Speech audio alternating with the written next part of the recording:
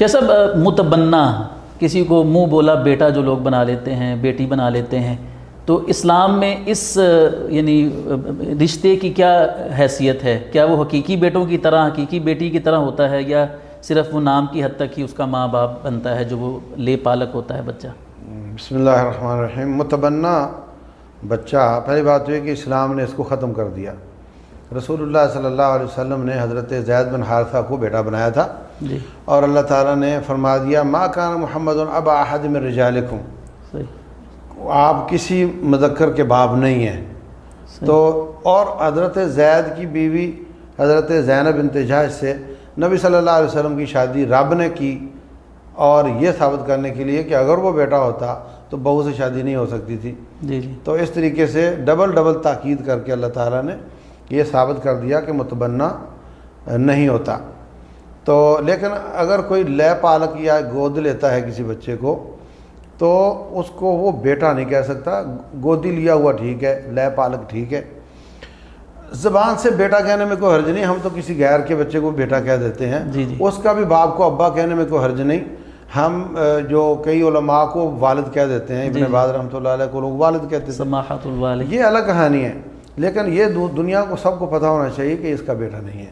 صحیح، نمبر 2، جب بھی کوئی بچہ لے اس وقت وہ 2 سال سے کم عمر کا ہو تو اس کا نام اپنے نام پر نہ لکھوائے۔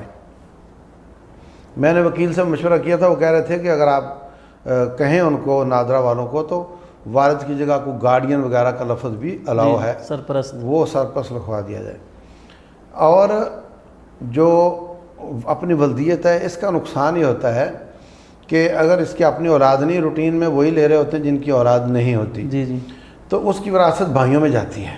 جی، اب 10 کروڑ کی مالیت چھوڑ کر یہ مر گیا، اب اس کے مالک اس کے بھائی اور باپ والدین بس وقت نہیں ہوتے، بھائی بہنیں ہیں۔ جی، اور اگر لے پالک بچے کو بیٹے کے طور پہ لکھا ہوا ہے تو سارے 10 کروڑ کا مالک وہ ہو جاتا ہے۔ جی، تو اس نے غلطی کر کے بھائیوں کا مال اس غیر کو دے دیا تو یہ چور ہو گیا، جی، قیامت والے دن پکڑا جائے گا، اپنے مال میں پکڑا جائے گا۔ صحیح، تو یہ جائز نہیں ہے۔ البتہ یہ ضرور ہے کہ اللہ تبارک و تعالیٰ نے اس کو اجازت دی ہے کہ جب تک یہ صحت کی حالت میں ہے اپنا مال کسی کو بھی دے سکتا ہے، جی جی، تو یہ اس بچے کو بھی کچھ دے سکتا ہے، وصیت کر جائے، اور مرنے کے بعد وصیت بھی کر سکتا ہے، اور اس کی شرط ہے 1/3، 1/3 سے زیادہ نہ ہو۔ تو وہ ہو سکتا ہے اس کے بھائی اتنے زیادہ ہوں کہ ان کو 1/3 نہیں مل رہا اور اس کو وہ دے رہا ہے، جائز ہے۔ جی جی، لیکن وہ بیٹا بنا کر اس کو سب کا مالک بنا دے، یہ جائز نہیں ہے۔ اگر کسی نے پہلے سے ایسا کر لیا ہے اس کو چاہیے کہ اس کو نادرہ میں جا کر چینج کرے۔